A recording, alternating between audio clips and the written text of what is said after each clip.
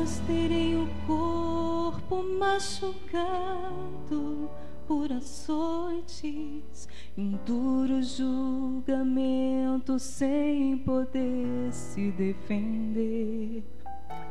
Um cárcere sombrio e correntes esperavam a Paulo e Silas, servos do Senhor Jesus, que crendo no poder do Deus supremo e inabalável, oravam e cantavam louvores ao Pai.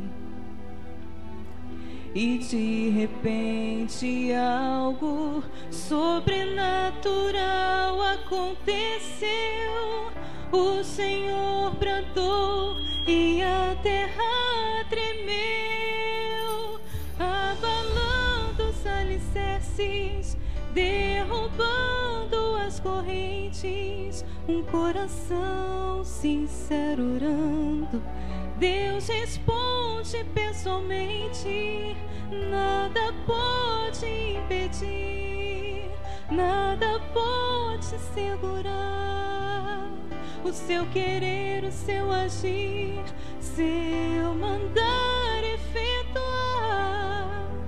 És um Deus, um Pai libertador, e não dá pra comparar, pois seu nome é Deus de amor.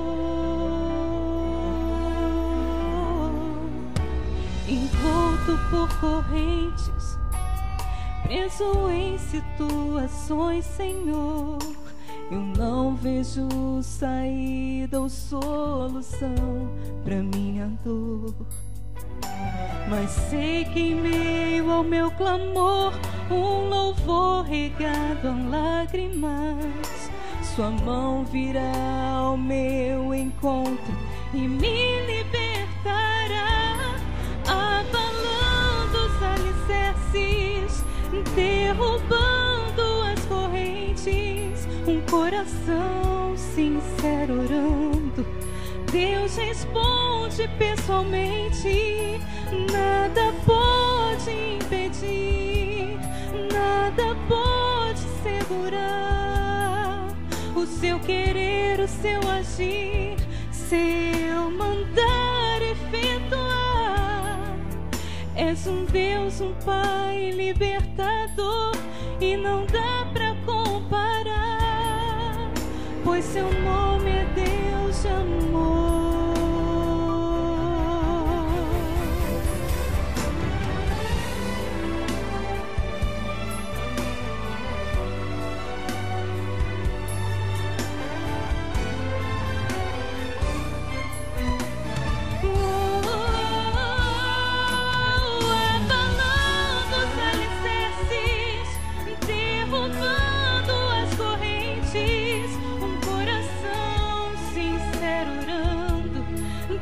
Responde pessoalmente.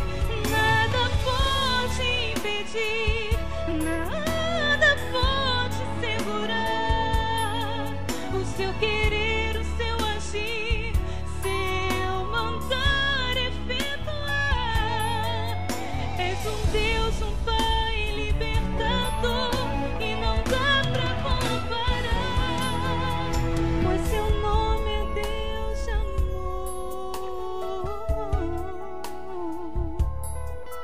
Pois seu nome é Deus de amor.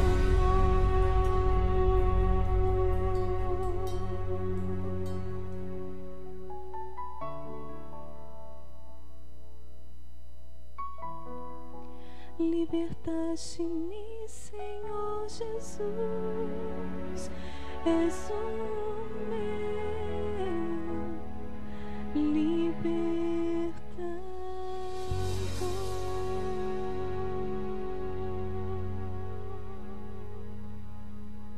Amém.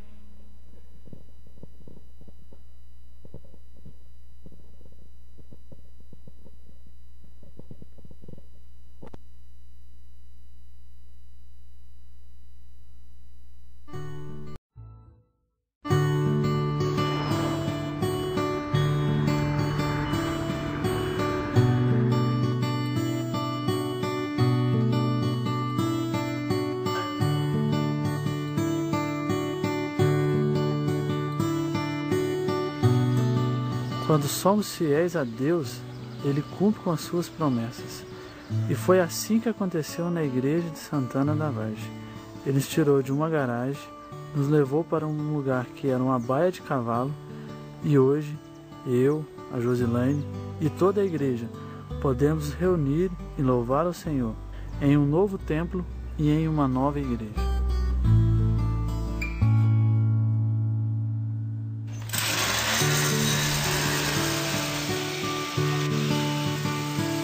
Deus tem um propósito na vida de cada um, né? Então não tinha conhecimento da palavra de Deus. Às vezes a gente mexia com esse tipo de serviço, mas pouco, sabe? Aí eu vim para ser adventista, aí eu cuidava do jardinzinho lá do outro lugar lá, só que lá era pequeno, né? Essa igreja, ela começou na minha casa. Nós ficamos reunindo 10 anos. Este é o lugar onde tudo começou. Me lembro que desde quando criança, minha mãe e meu pai sempre me traziam aqui para louvar e agradecer o nome do Senhor Deus. E aqui tem uma professora muito especial, que é minha tia, que sempre me acompanhou desde criança.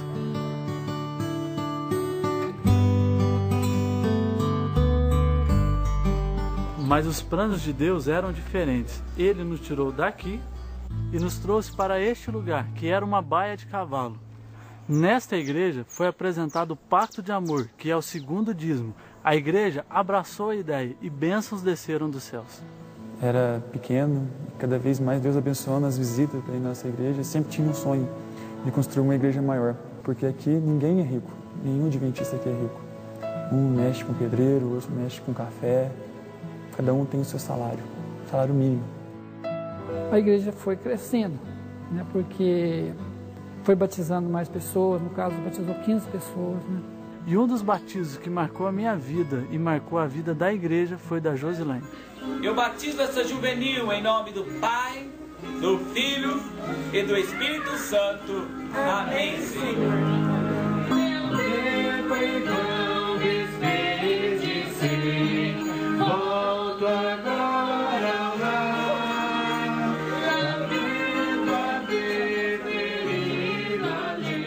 A igreja ficou pequena, né? E a gente tinha que arrumar um outro lugar maior. Aí o Pacto do Amor, né? A gente fizemos o plano do Pacto do Amor. Eu vou fazer esse pacto com Deus, vou passar a pertencer a esse pacto de amor. No final de 2010 para 2011, eu fiz um pacto de amor com Deus. Eu devolvia 10% de dízimo, passei a devolver 10% de oferta. Minha mulher não é da igreja, ela olha para mim assim, vê eu devolvendo o meu dízimo, minha oferta, ela, você é louco. Mas nunca me faltou nada no lar. Assim que teve aqui o pedido do pacto, na igreja onde eu congregava, né, no salão, eu resolvi devolver também o pacto. Porque eu sempre fui muito abençoada no meu dízimo, e então a igreja precisava a gente fazer uma nova igreja, porque lá era um salão. Aí eu queria contribuir também com a construção da igreja, devolvendo o segundo pacto.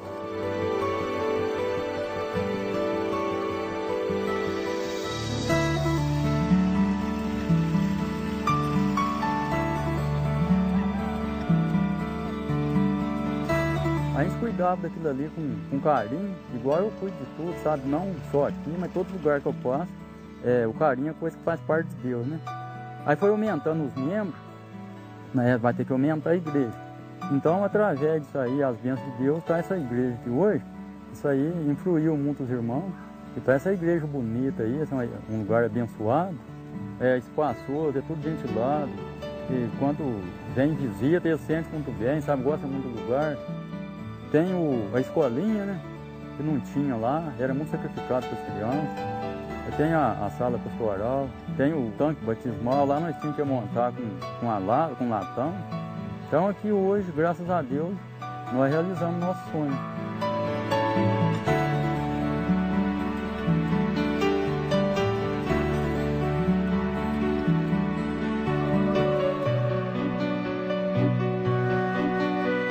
Deus foi tão bom conosco que apenas 100 metros da antiga igreja que a gente reunia, Ele nos deu esse maravilhoso templo no qual nós nos congregamos hoje. E nossa igreja tem crescido cada vez mais e mais. E estamos felizes, né, em saber que Deus nos abençoa e saber que nós podemos contribuir com esse trabalho tão importante que Deus tem dado ao nosso direito de ajudar Ele nessa obra maravilhosa. Deus nos abençoou com uma igreja linda, uma igreja maior, uma igreja que com certeza vai levar o nome de Cristo aqui em Santana cada dia mais. Quando eu cheguei aqui no distrito de Boa Esperança, logo me deparei com a igreja de Santana da Vargem, onde quase 100% dos membros estão envolvidos no Pacto de Amor, este plano especial de Deus do segundo dízimo, e pude também observar um crescimento tanto material como espiritual na vida dos irmãos. Então isso, para um pastor, é motivo de muita alegria. Então hoje, graças a Deus, nós estamos muito felizes. Essa igreja nossa aqui, todo mundo que passa aí na rua fala, nossa, mas que igreja mais bonita. Então é uma das igrejas mais bonitas aqui de Santana. E eu não tenho um porém comigo. Eu comecei a devolver o segundo dia, aí eu fui aumentando hoje. Hoje eu devolvo 50%. Isso tudo é para honra e glória de Deus, né, para a pregação do Evangelho.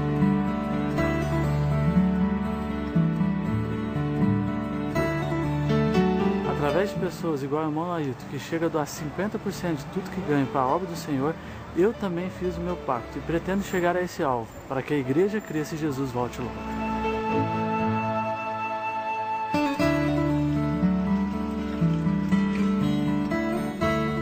Não estou desafiando a Deus, não estou assim, querendo aparecer, mas se for da vontade de Deus, e eu creio que seja, eu não quero ainda viver do dízimo. Devolver 90% para a pregação do Evangelho e viver de 10%.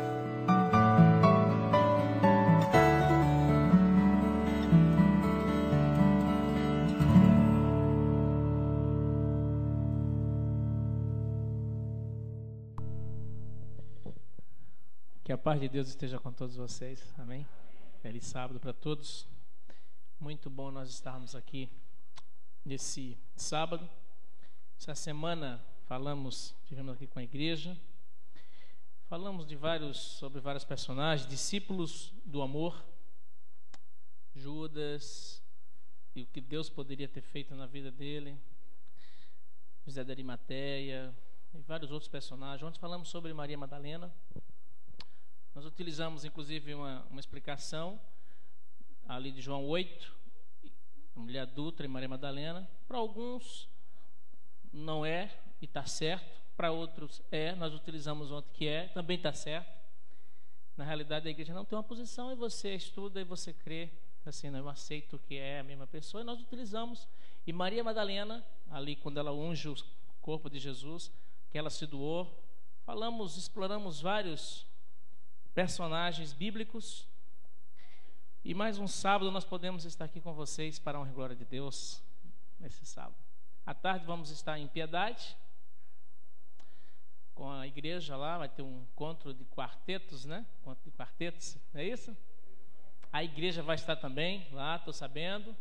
Estive visitando o Espaço Jovem, muito lindo, eu nunca tinha visto nada igual, viu? Muito bonito. Parabenizo a igreja. Eu, assim, glória a Deus, eu tenho sonhado a gente fazer um programa nessa igreja no ano que vem, assim. Vamos orar a Deus para que a gente possa. Mas, queridos, eu estava lendo aqui Joel, capítulo 2, vendo a promessa de Deus, diz que Deus derramará o seu Espírito sobre toda a carne, vossos filhos e vossas filhas profetizarão, vossos velhos sonharão e vossos jovens terão visões. Isso é uma profecia para os últimos tempos. Aí tem um colega nosso, o pastor Marcelo, ele diz assim, olha irmãos, diz aqui que os velhos farão o quê? Sonharão, e os jovens terão visões. Aí diz assim, para sonhar você tem que estar dormindo. Então se você vê um velhinho dormindo, deixa dormir, que é profecia, né? Que é para ele ter visão. Então os jovens terão visões e os velhos sonharão. Era uma brincadeira do pastor Marcelo, mas a Bíblia promete nesses últimos tempos o derramamento do seu Espírito sobre toda a carne, amém? Louvado seja Deus por isso, né? Que promessa maravilhosa. Nós vamos estudar um pouquinho aqui. Eu quero passar com vocês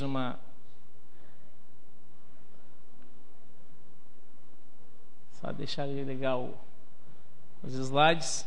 Eu passar alguns slides com vocês. Aqui nós temos, eu estive em março em uma região ali na Ucrânia. Ucrânia é a antiga União Soviética. Vocês estão vendo ali?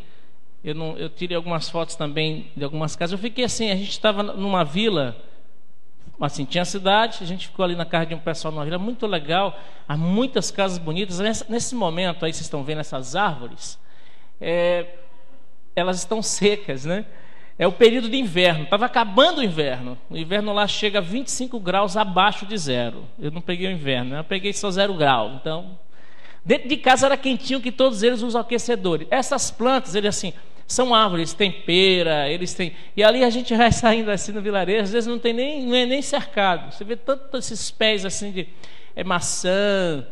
É interessante, né? Uma cultura legal. Aí aqueles garotinhos ali, a gente estava passando ali, eles estudavam, sempre brincavam com eles ali, eles eram alunos ali de uma escola, e aquele rapaz ao lado, ele estava colocando isopor na casa, né?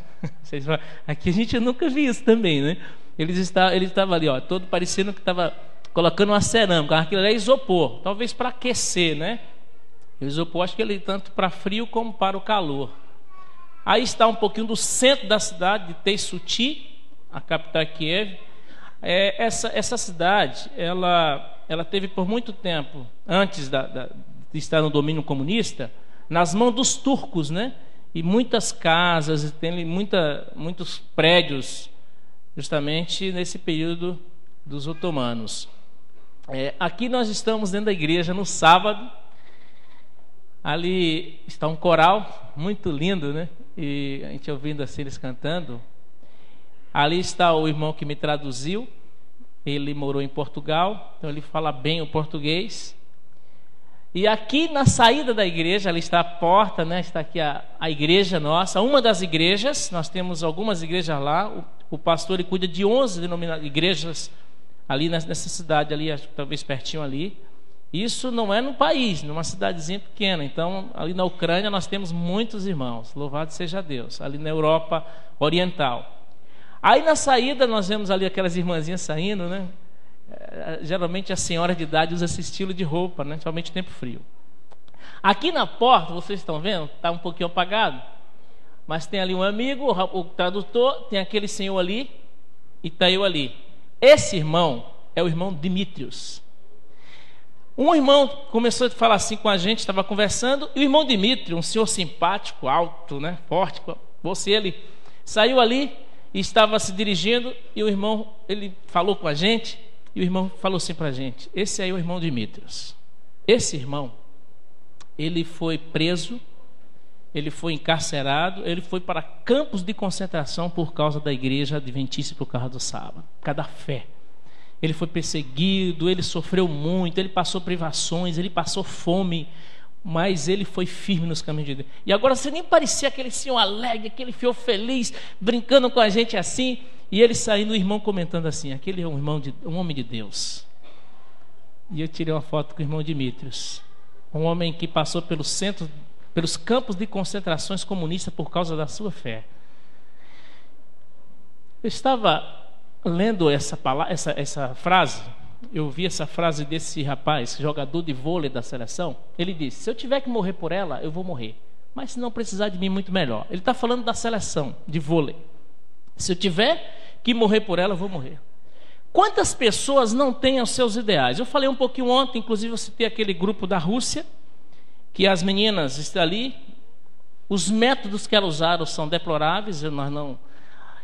Mas assim, o que é de admirar é a forma que elas, errado ou não, elas têm o seu ideal, e elas lutavam por isso. E quando elas foram condenadas, estavam ali sorrindo, porque elas dizem assim: eu estou sendo condenada por alguma coisa que eu estou certa. Alguns homens aí até se matam, né? Alguns se explodem, porque eles acham que eles são treinados, fazem o pacto deles ali, achando que eles vão então morrer e vão para o paraíso. A gente diz assim: condenamos isso? Sim. Mas é interessante porque eles têm um ideal, eles acreditam em alguma coisa e eles estão vivendo por aquilo, eles doam seus recursos. O Bin Laden morreu doando os seus recursos todos lá, porque ele tinha o ideal dele, a ideia dele. A gente sabe que né? Não está dentro dos princípios de Deus, mas ele tinha a ideia dele. Quantas pessoas não vivem, alguns por os ideais bons, e eles lutam, outros por seus ideais e suas lutas. A Bíblia diz em Filipenses, se vocês quiserem abrir suas Bíblias, Filipenses 1, verso 21. A Bíblia nos diz esse verso aí. Paulo diz, para mim o que, irmãos? E o que mais? Coisa linda. O apóstolo Paulo tinha um ideal. Ele disse, para mim o viver é Cristo. Eu vivo por Jesus. Ele disse, essa é a minha vida. Largou, ele era general romano, largou sua posição social, largou sua função, todos os seus recursos ele aplicou na pregação do evangelho, porque ele acreditou que aquele Jesus era o Messias.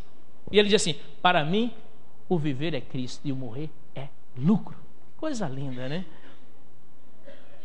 O ano passado, em novembro, nós tivemos no Peru, teve o Bom de Bíblia, da divisão, nós estivemos lá. E fomos visitar em Lima. Em Lima tem um local onde teve a Inquisição. No Brasil tem muitos locais desses, viu? Não, alguns assim, Salvador tem. Os países que foram colonizados por Portugal e Espanha, Portugal e Espanha na realidade eram instrumentos da Igreja Romana, né? Eles iam e faziam o que queriam, tomavam bens. E nós fomos em um desses locais. Lá tem um local e você vê esse local, o que ele senhor está nos explicando, era um local onde eles faziam os julgamentos e onde as pessoas ficavam ali sofrendo torturas. Ali estavam os inquisidores julgando as pessoas. Quem eles achavam que era heresia, que estava contra a igreja, contra os... Eles julgavam, né, a Inquisição Romana, pela Igreja Católica Romana, e eles eram representantes, eles então condenavam essas pessoas. Eles passavam por esse julgamento. Ali estão alguns instrumentos de tortura, né, que eles usavam. Vocês estão vendo aqui, dando a sentença, né, esse homem dando a sentença. Ali está a pessoa que está sendo julgada. Eles colocavam a pessoa, vestia a pessoa, marcava assim, ó, e botava aqui nesse chapéuzinho, nessa coisa que ele tem na cabeça aí, tem como se fosse um símbolo do inimigo, assim, como se fosse assim, isso aqui é do inimigo, né? Aqui nesse lado, vocês estão vendo, é uma foto pequena, mas é uma praça, onde ficavam, as pessoas eram levadas ali e mortas em público, às vezes execradas, ali a população se juntava para ver a fogueira dessas pessoas, né? Aqui estão alguns instrumentos de tortura que eles usavam. Eles têm, fizeram esses bonecos, né? Mas eram assim. Ali as pernas, aquela pessoa deitada, eles amarravam e iam esticando as pessoas de um lado do outro. Vejo esses outros instrumentos de tortura. A pessoa colocava a cabeça e ficava levando chicotada. Nessa aqui, a pessoa era pendurada dessa forma aí. Aqui nós vemos a pessoa deitada, ele jogando água, né? Assim na boca, né, da pessoa. E imagina como ali uma prisão era um negócio, era um subterrâneo, irmãos, apertadinho, uma coisa terrível, né? Vejam ali, ó. Aqui eles amarram a pessoa aqui e aqui, ó, vão sufocando, né, com uma corda. Aquela outra ali, ó, eles vão puxando a pessoa pelas pernas e pelos braços. É uma forma terrível, né? Nós vimos várias coisas de saída. Na saída, sim, no corredor, lá já saímos do subterrâneo, estava em cima, tinha algumas placas indicando. E tinha essa placa aqui. A placa fala assim, ó, está em espanhol, que a maior parte das causas do período de 1700 a 1759 correspondia aos delitos contra a moral. Eu traduzi aqui, assim, ó, correspondia mais a delitos moral, tais como sacrilégios, bigamias, etc., que as heresias propriamente ditas. Então a igreja tinha seus princípios, achava que era aquilo, e quem não fosse, eles condenavam a pessoa, tomavam os bens da pessoa, e aí então a pessoa era morta. Mas olhem isso aqui. Diz que o único ato de fé, isso está lá, né? Foi registrado, tem várias. O único ato de fé realizado em todo o século e na qual se levou a última sentença de fogueira foi a de Maria Francisca Ana de Castro, judaizante, única mulher condenada a tal pena.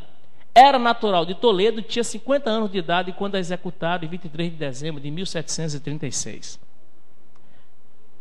Olha bem isso aqui.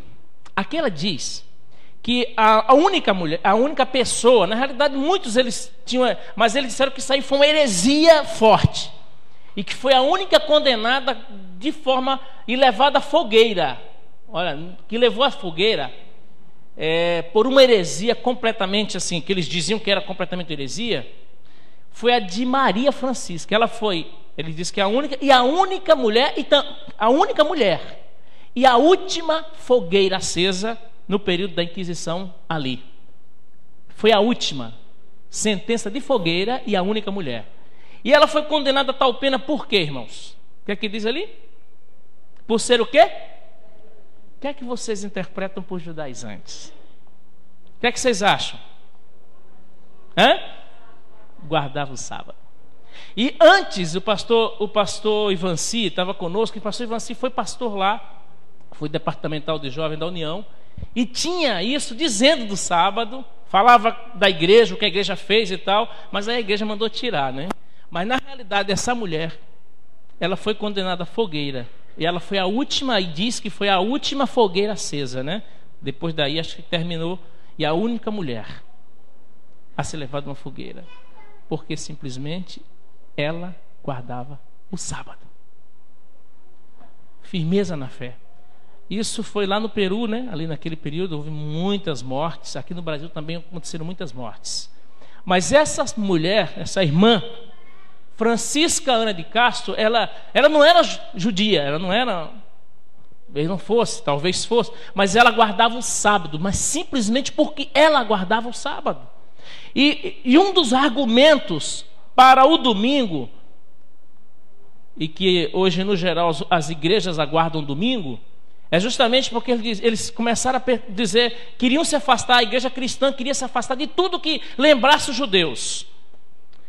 E como os cristãos da época, depois de Jesus, ainda guardavam o sábado, os cristãos dominantes começaram a dizer o seguinte: não, nós temos que nos afastar dos judeus, porque os judeus sacrificaram a Jesus. Então eles começaram a deixar o sábado e com isso aceitar o domingo, e aceitar o domingo, mas também por rejeitar, querendo se afastar de parecer com os judeus. E quem guardava o sábado, os cristãos que continuaram guardando o sábado, eles chamavam de judaizantes.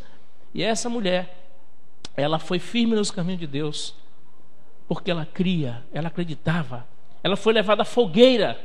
Era uma senhora de 50 anos, ele diz ali, né? Tinha 50 anos de idade. Queridos, quantas pessoas que amaram e que amam a Jesus têm sido levados às fogueiras, têm sido mortos, porque firmes na sua fé, porque creem no ideal, porque acreditam, porque têm certeza daquilo que eles creem. Que coisa bonita, né? A igreja hoje também tem seus grandes desafios, mas muitos desafios. Quem vai pregar o evangelho? Quem vai terminar essa obra? Quem vai liderar a igreja nesses últimos dias? Cada vez mais. Quem vai terminar a obra de Deus? Quem vai terminar essa obra? Quem são as pessoas que se levantarão nesses últimos dias para pregar essa mensagem e terminar a obra do evangelho? São desafios. E Deus espera que na sua igreja se levantem pessoas e digam assim: eu sou um deles.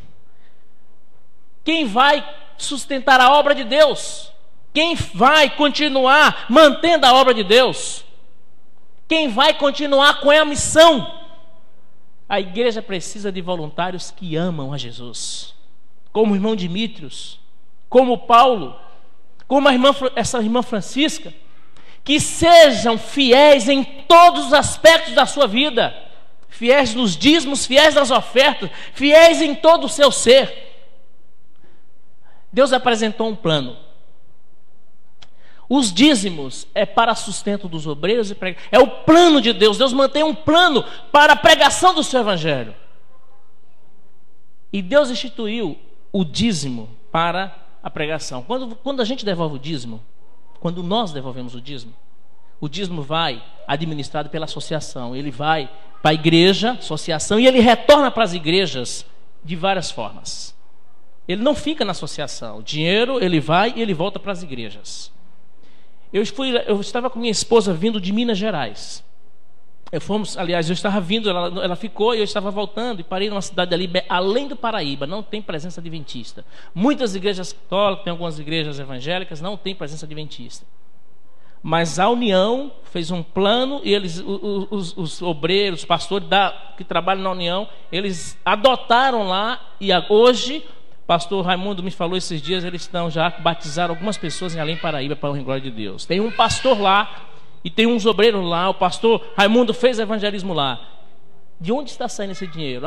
Se eu não mandar, se eu não devolver meu dízimo, como eu vou pregar em Além Paraíba? Quem vai? O dízimo, ele é devolvido, ele não é para construção. O dízimo, ele não é para construção. É um plano bíblico, ele não é usado para construção. O dízimo é usado para pregação, para obra missionária. E ele volta para a igreja de várias formas. Ele volta com materiais, ele volta com os pastores, ele volta em obreiros pregando, ele volta em várias formas. São várias formas. Todo esse material que vem missionário, ele é o dinheiro investido do dízimo. Aquelas lições que os juvenis recebem para a classe bíblica da primavera, os estudos bíblicos, esse material de mordomia, tudo isso, eles são investidos para a missão. E não é pouco, eu digo para vocês que a gente pede todo ano, eu peço para o Ministério Jovem, a gente pede material, e não é pouco, é muito material, para todo o campo. E isso é feito com o dinheiro dos dízimos, aquilo que nós devolvemos. A oferta, ela não é para pregação, não é usada, ela é usada para construção. A igreja recebeu, acho que ajuda da associação em ofertas, não recebeu na construção? Não recebeu? Recebeu. Lá não nasce dinheiro, é justamente as ofertas que elas voltam para igrejas em construções. Elas voltam, elas não ficam. Então, a oferta que nós doamos para a igreja, e a igreja precisa de manutenção. Como a igreja vai se manter? E a igreja precisa dos templos em cada local. Cada templo desse é uma luz naquele local. Vocês imaginam se nós não tivéssemos essa igreja aqui, nessa região? É uma luz. As pessoas têm aqui essa igreja como uma luz. Ali em Piedade, nós temos Jacarepaguá, lá em Angra dos Reis. Deus tem levantado essas luzes para que as pessoas vejam e sejam atraídas para o Evangelho. Como de lá sai para a missão. E precisamos dessas igrejas, desse templo aqui, para que as pessoas possam vir a Jesus. Nós precisamos. Mas precisamos manter esse templo. E são com as nossas ofertas. São com as nossas ofertas. Eu estava olhando ali, eu fui lá em cima, que sala bonita, viu? Falei agora, mas a igreja, isso é necessário. A igreja tem que ser bem representada e bem apresentada também. Nós não podemos ter os nossos templos, mas a igreja, louvado seja Deus por essa igreja. E a igreja precisa se manter. Aí onde entram as ofertas.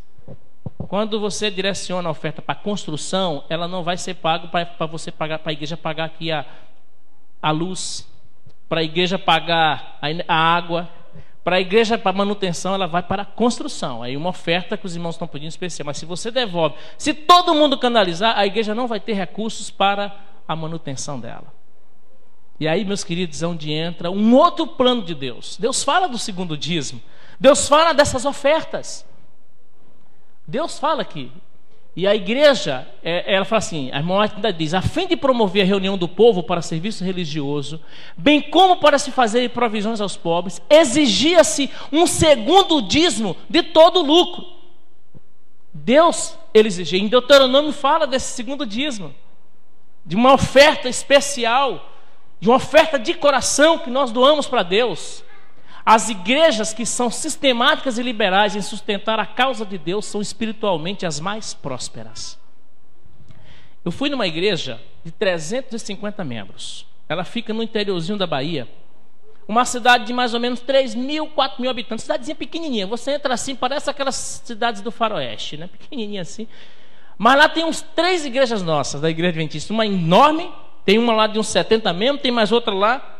Uma igreja de uma cidade de uns 3.000, 4.000 habitantes, pequenininha. Alguns irmãos são comerciantes, não tem posto de gasolina. No sábado o comércio todo fecha, né? A igreja era a igreja mais fiel do campo. Não era que tinha o maior dízimo ou maior oferta, mas era mais fiel, porque todos os membros eram fiéis. Todos os membros devolviam. E os irmãos, você tinha irmãos que trabalhavam na prefeitura, uns irmãos, mas a igreja era fiel. Uma igreja que toda ela, é bonito isso. E é uma igreja grande, uma igreja forte, uma igreja... Queridos, ela diz assim, as igrejas que são sistemáticas e liberais em sustentar a causa de Deus, são espiritualmente as mais prósperas.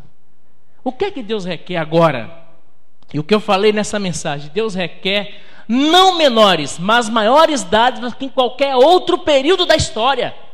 Nós estamos vivendo um período da história, meus irmãos, um momento último da história. A gente olha, quando a gente vai olhando os noticiários, você passa assim nas ruas, vê os jornais. Hoje está tão comum ficar pelado, que as mulheres estão ficando peladas de qualquer forma, os homens também na rua andando já pelados, fazendo protesto.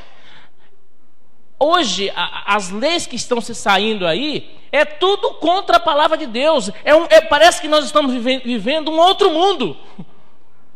Nós estamos na contramão do mundo e na estrada de Deus. O cristão tem que andar na contramão e está mesmo. O mundo está andando para cá, a mídia jogando isso, é que agora mulher com mulher pode casar, homem é normal e todo mundo tem que aceitar, é obrigado a aceitar. Mas a palavra de Deus é clara sobre o casamento, sobre o que é uma família. Nós estamos vivendo na contramão do mundo, mas nós temos que andar na estrada de Deus, na estrada que Deus estabeleceu. E Deus precisa de pessoas valentes. Deus requer maiores dádivas e maiores esforços, muito maiores, para alcançarmos maiores resultados. E Deus quer pessoas que se levantem. Puxa, o testemunho que nós vimos, eu falei no outro sábado, mas o testemunho daquele irmãozinho cego que já ganhou não sei quantas centenas de pessoas para o reino de Deus. Deus usa, se nós nos colocarmos em suas mãos. Eu quero terminar lendo esse trecho aqui. Eu encontrei esse trecho, eu estava lendo o Espírito de Profecias, lendo mensagens aos jovens, e diz assim: o Senhor chama voluntários que assumam firmemente posição ao seu lado e façam o voto de unirem-se a Jesus de Nazaré para fazer justamente o serviço que precisa ser feito agora. E o que mais? Exatamente agora. Ele não está dizendo aqui que é um serviço para se fazer no futuro. A irmã White não está dizendo aqui para a gente esperar até 2050, até 2030, até 2040. Não é agora. Os esforços, e ela chama assim, Deus chama voluntários que assumam firmemente, que tomem posição firmes ao seu lado. Justamente o oposto ao que o mundo está. Alguns estão aí, nós temos que ser o contrário. É você, jovem, que está na faculdade, enquanto estão ensinando lá, o mundo veio disso, ou que você tem que aceitar isso. Não, tudo isso aqui é história, a Bíblia não existiu, Jesus não existiu, e etc. Deus quer pessoas que tomem posição ao seu lado e façam o voto de unirem-se a Jesus de Nazaré para fazer o serviço, queridos, agora, e exatamente agora. Esse é o momento, essa é a oportunidade que Deus está chamando o seu povo para terminar a obra. Nós não estamos mais vivendo no tempo do fim. O tempo do fim foi lá para o finalzinho ali do século 1780, 1800, ali começou o tempo do fim. O fim do fim, eu acho que até já passou. Nós não sei mais em que momento nós estamos vivendo, mas é hora de nós despertarmos. É hora de nós levantarmos a bandeira do Emanuel. É na hora de nós fazermos a vontade de Deus mais firmes. É hora de nós sermos mais ousados e valentes. E eu convoco a igreja de Madureira para se colocar nas mãos de Deus, para colocar a sua vida na mão de Deus, para tomar uma posição ao lado de Deus, para dizer: aqui estou, Senhor. Para mim o viver é Cristo e o morrer é lucro.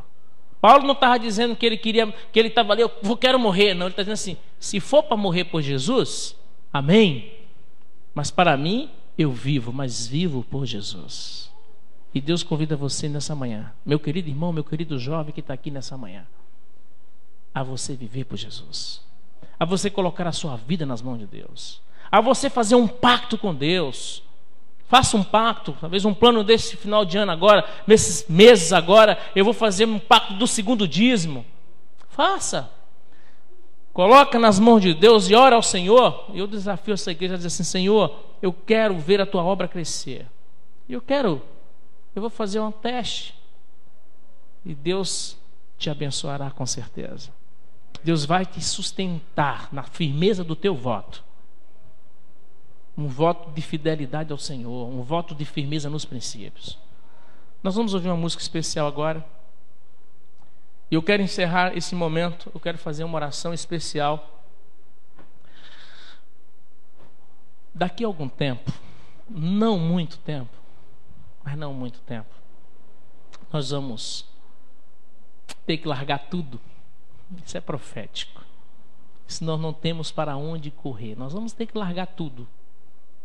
Tudo o que nós temos, nós vamos ter que largar para trás e dizer o seguinte assim: puxa vida, eu poderia ter investido mais na obra de Deus. A gente vai perder tudo, nós vamos perder tudo. E Deus, Ele quer nos dar bênçãos. Ele quer que você seja abençoado, que você tenha seus recursos para você ajudar mais na obra do Senhor. Mas daqui uns dias nós vamos estar perdendo tudo. Nós vamos ter que largar tudo e sair das cidades. Isso é profético também. Isso aconteceu. Eu estive numa das catacumbas que os cristãos fugiram. Lá em Roma tinha assim aqueles locais, os cristãos fugiram da perseguição e eles iam lá para aquelas catacumbas, escondidos. Lá tinha um local onde eles se reuniam debaixo da terra, tudo certinho lá. E eles lá onde eles dormiam, eles se escondiam porque estavam sendo perseguidos. Muitos cristãos passaram ali. Nós vamos largar esse mundo e vamos para os lugares mais isolados da terra. A gente vai para esse lugar e a gente fica pensando assim: meu Deus, faz uma revisão da nossa vida e fica pensando assim: Senhor do céu, isso vai acontecer e a gente vai passar por isso também. Vai voltar ao passado, quando se perseguir os cristãos, vão se perseguir os cristãos, aqueles que são fiéis a Deus novamente. Eu quero estar ao lado de Jesus. Eu quero fazer uma oração por você nessa manhã. Você quer estar ao lado do Senhor? Você quer dizer assim: Senhor, eu quero colocar a minha vida em tuas mãos. Eu quero tomar uma posição firme ao teu lado, Senhor. Eu quero me unir a Jesus de Nazaré e eu quero fazer o seu serviço, a sua obra. Eu quero que tu primeiro faças a obra em mim, para que eu possa fazer a obra por ti. Eu quero convidar você aqui à frente. Quero fazer uma oração especial. Nós vamos estar ouvindo a música agora, enquanto ela estiver cantando. Se você disser assim: Senhor, aqui estou. Eu quero fazer um voto de fidelidade. Eu quero fazer um pacto contigo. Eu quero ser teu completamente, Senhor. Eu quero estar firme naqueles momentos finais. Eu quero ser aquele que vai levar a tua obra. Eu quero ser aquele que vai pregar o teu evangelho. Eu quero ser aquele, Senhor, que vai terminar a obra neste mundo. Você quer dizer assim para Jesus? Eu quero fazer uma oração especial por você. Se você sentir no seu coração e quiser ficar aqui à frente, venha.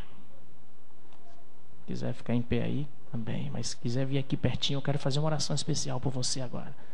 Enquanto ela estiver cantando, se for o seu desejo, vem aqui à frente, eu quero orar com você. Jesus está aguardando voluntários que assumam a posição ao seu lado.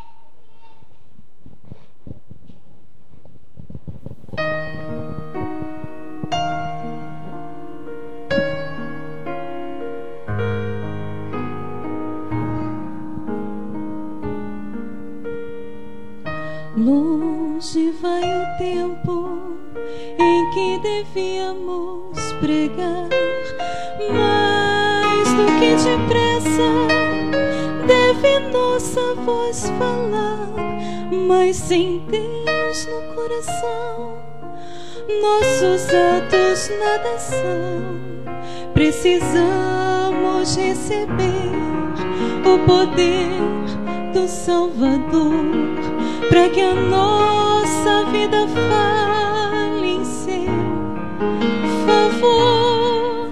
Pelo mundo há milhares que jamais quiseram crer. São pessoas tão carentes que não sabem o que é fé. Cabe a nós falar de Cristo, revelar o seu amor, mas nos falta conhecer a beleza desse amor, e por isso nós oramos ao Senhor. Vem derramar teu poder sobre nós, vem nos falar através de tua voz, pois só assim, Senhor, teremos a certeza do amanhã. Vem guiar teus filhos com tua santa mão.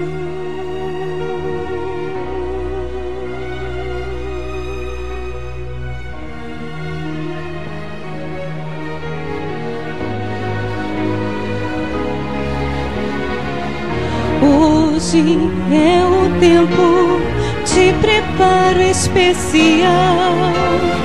Uma nova vida deve ser nosso ideal. Precisamos confessar nossas faltas ao Senhor e em sincera comunhão suplicar o seu perdão e pedir a Ele um novo coração. Só então nós poderemos responder ao seu chamar. Levaremos sua palavra aos que o buscam aceitar. Mensageiros do Evangelho nós seremos ao falar. Nossa vida irá mostrar a beleza de sua luz, pois fomos salvos pelo sangue de Jesus. Vem derramar teu poder sobre nós, vem nos falar através de tua voz, pois só assim, Senhor, teremos a certeza do amanhã. Vem guiar teus filhos com tua santa mão. Vem derramar teu poder sobre nós, vem nos falar através de tua voz. Nós precisamos receber a tua bênção de amor. Teu Espírito envia-nos, Senhor.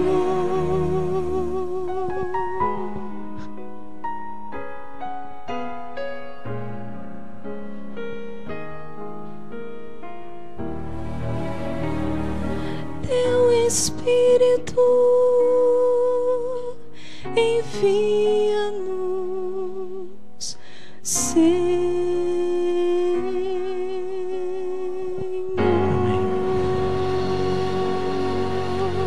Como diz o profeta Joel, Deus derramará o seu Espírito sobre toda a carne. Deus quer derramar o Espírito Santo na vida de cada um de nós. Deus quer derramar uma chuva de bênçãos, de poder Deus quer que essa igreja seja poderosa. Seja poderosa. Deus tem abençoado muito essa igreja, mas muito. Face de tanta crise, o mundo passa por crise, o mundo passa por isso, e é guerra, e é isso e tal, mas a obra de Deus continua. Lá na Rússia, comunismo matando, perseguindo, o povo não podia ter tempo, não podia adorar. Quando acabou o comunismo, aparece lá o povo de Deus que estava espalhado. Se reunia nas casas, se reuniam em alguns locais, e aparece o povo de Deus que estava ali. Louvado seja o nome do Senhor. Deus tem abençoado esse povo, Deus tem abençoado essa igreja. Deus quer derramar o poder sobre cada um de nós. É a promessa que está lá em Joel capítulo 2. E Deus vai cumprir isso. Oremos. Senhor, aqui está a tua igreja, aqui está o teu povo, aqui está o teu povo, Senhor, nessa manhã. Essa semana nós ouvimos a tua palavra. Eles se levantaram, eles estão dizendo, Senhor, que querem tomar uma posição ao teu lado, que querem seguir firmes nos teus caminhos, que mesmo que o mundo vá para outra direção, Senhor, nós queremos continuar defendendo a bandeira de Jesus.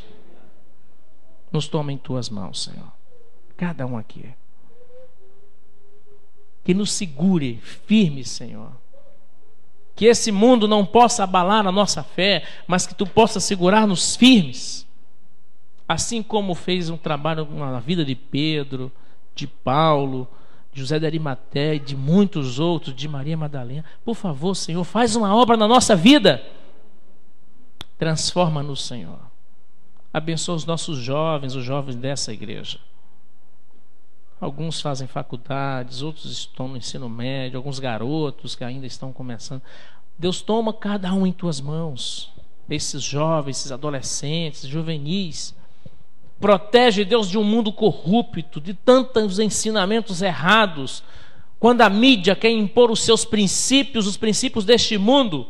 Quando poucos querem que muitos engulam aquilo que eles creem. Nós pedimos, Deus, a tua bênção sobre os nossos jovens.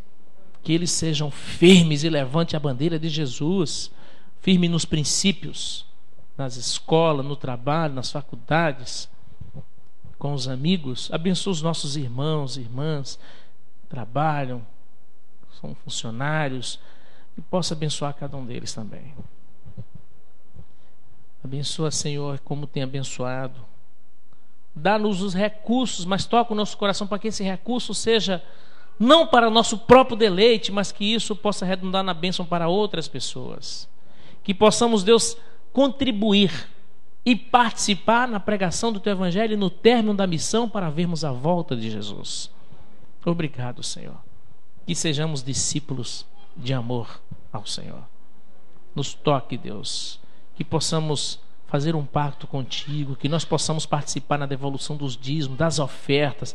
Toca o nosso coração para que também possamos ser pactuantes. Deus, que possamos devolver também, fazer um pacto contigo da devolução do segundo dízimo. Toca o nosso coração, Deus. Que teu Espírito Santo venha trabalhar em nossa vida. Abençoa essa igreja e ao sair, que ela seja uma luz aqui nessa região. Cada irmão possa sair para suas casas. À tarde nós temos uma programação que continua. Pedimos que nos direcione e que nos guarde. Abençoa a liderança, o pastor, todos os líderes dessa igreja. Pedimos tudo em nome de Jesus. Amém. Amém, Senhor Deus. Amém.